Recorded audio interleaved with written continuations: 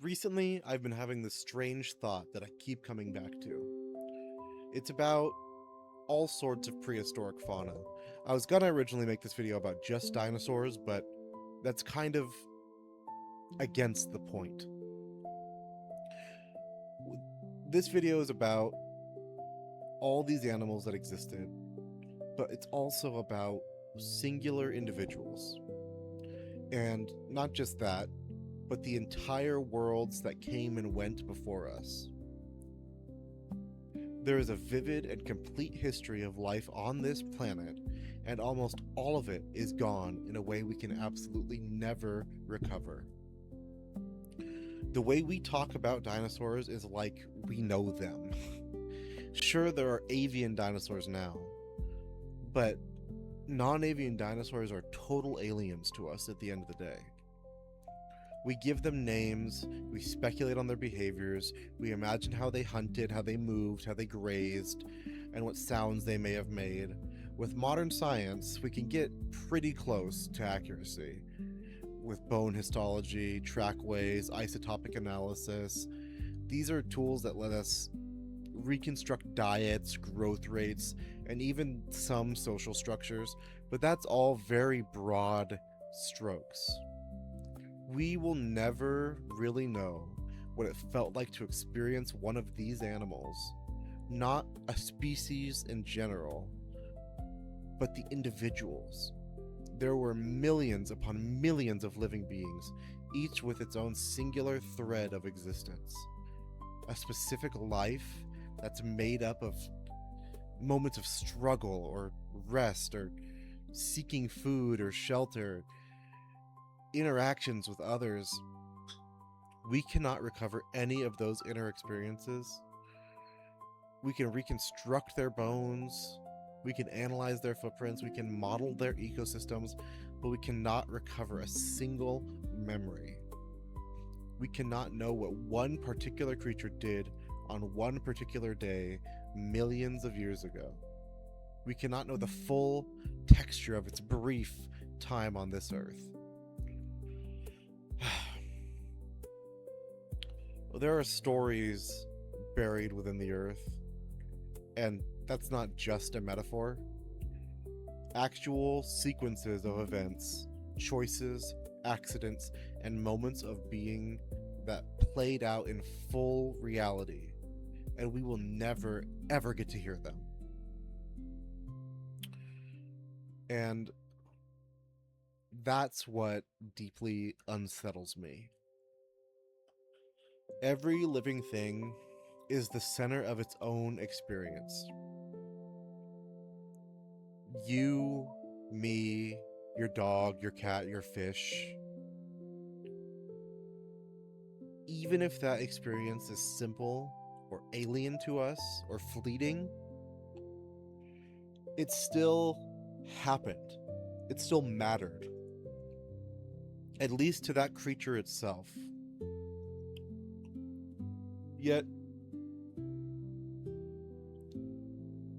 almost all of those experiences disappear without a trace. Not forgotten in our ordinary sense, where something might one day be remembered again, but literally erased beyond any chance of recovery. Entire emotional worlds rose and fell before humans even existed. Lives that began and ended without ever being witnessed or recorded or understood by anything outside of their immediate circle. And then even that circle vanished. And this isn't limited to like the distant past. The same principle applies across all of time. From the monsters of the Cambrian to the mammals in the Pleistocene. Each one carried its own version of its reality, and they're all lost. There's one moment in that lost history that particularly haunts me.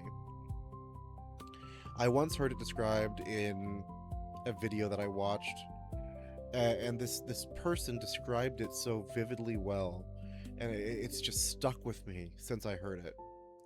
She had said something along the lines of, when the non-avian dinosaurs died out, it wasn't in some abstract sense. For many, it happened on what began as like an ordinary day.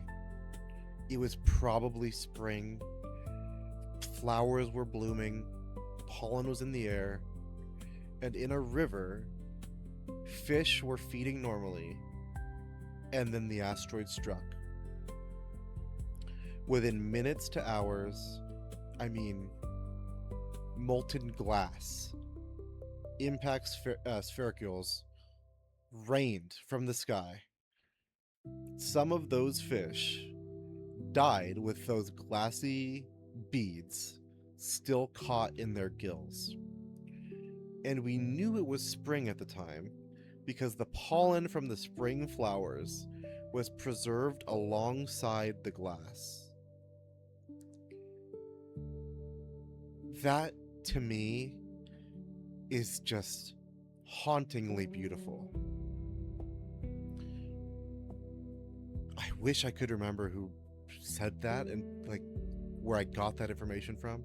It was this individual I saw on Instagram or TikTok who is very knowledgeable on the KPG mass extinction, and I'll have to link her in the description, but either way, it was haunting.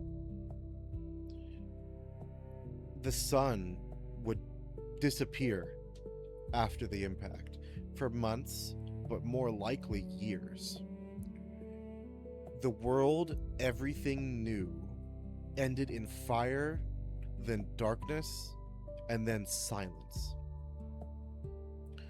At that time, there was already true birds. Feathered dinosaurs closely related to them, and they were not quite as cognitively advanced as like modern birds like parrots or crows, but they were complex animals moving through what was very suddenly an apocalyptic environment. Something in them had to have known that nothing would ever be the same. That is also information I got from that individual. She had said that somewhere, somehow, something knew that the world was ending. And that is horrifying. To imagine yourself as one of these avian dinosaurs, birds, who is just cognitively aware enough to understand that today everything will change. And it will change with fire.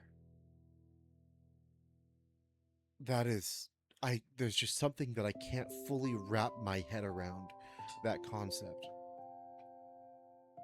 And then even they were gone.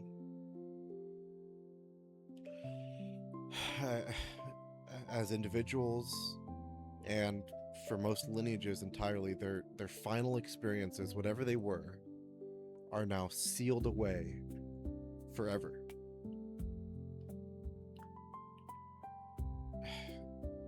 And this single cataclysmic day stands in for countless quieter extinctions and individual endings across time.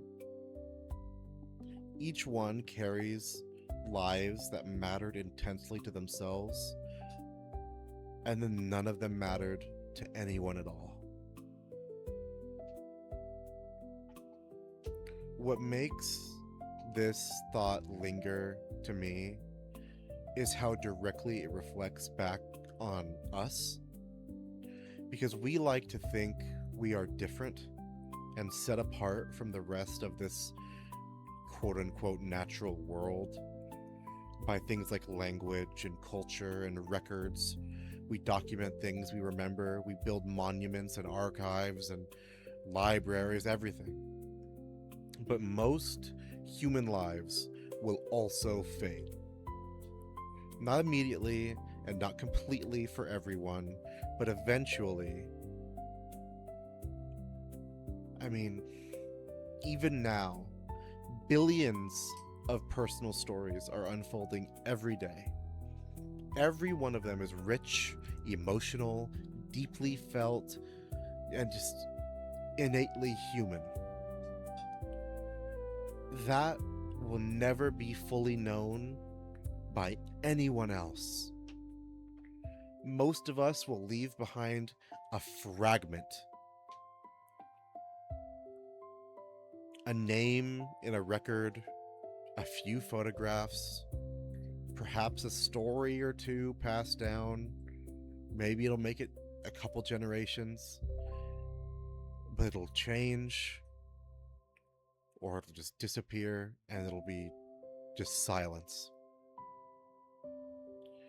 In the long arc of time, we are not so far removed from the animals whose traces we study. We share the same impermanence. It.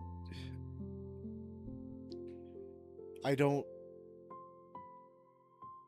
This is a reflection for me to put outward so that maybe I may be remembered, I guess. I want to share my feelings on something that I can't possibly ever fully understand. And I don't have any clean, moral, uplifting resolution to offer because this isn't that kind of reflection. Existence was never guaranteed to be remembered. Maybe it was always primarily about the fact that for a brief moment, something experienced being here. Even if no one else ever fully understands it, even if the story is never told, there are lives we will never see and worlds we will never know, and stories that will never be told. But somehow, they still manage to happen. And I think that is beautiful.